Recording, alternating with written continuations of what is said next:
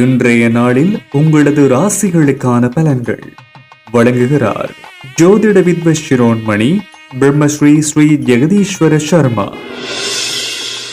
இன்றைய 2026 ஆண்டு மே மாதம் 28ஆம் திகதி பராபவ வருஷம் வைகாசி திங்கள் 14ஆம் நாள் வியாழக்கிழமை. துவாதசி திதி காலை 7:57 வரை, அதன் மேல் திரியோதசி. நட்சத்திரம் சித்திரை காலை 8:08 வரை, அதன் பின் சுவாதி. மரண யோகம் காலை 8:08 வரை, அதன் பின் சுபயோகம். ராகு காலம் பகல் 1:42 முதல் 3:16 வரை. சுப நேரம் காலை 7:24 முதல் 8:58 வரை. இன்று திவசம் செய்ய வேண்டிய திதி வைகாசி மாத வளர்பிறை திரியோதசி.